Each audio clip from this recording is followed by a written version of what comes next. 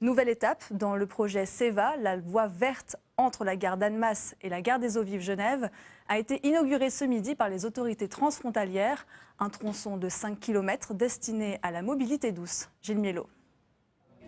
Au milieu coule une rivière, en dessous bientôt le train et au-dessus une voie verte, ouverte et inaugurée. Tout un symbole au-dessus du foron qui marque la frontière. Cette voie qui longe en surface le tracé du Léman Express a été réaménagée pour devenir un poumon de verdure et d'oxygène entre les quartiers. À tel point que les élus ne jureraient presque désormais que par la petite reine.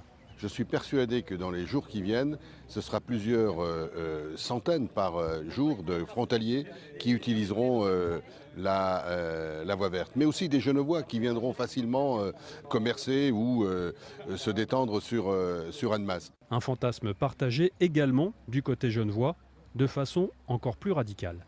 Avec les transports publics, avec le Léman Express, il n'y a pas d'autre solution, c'est fini, on ne pourra plus aller au centre-ville avec la voiture comme on le faisait encore il y a quelques années en arrière. Autre avantage insoupçonné de cette voie verte, son côté pratique, les jours de grève.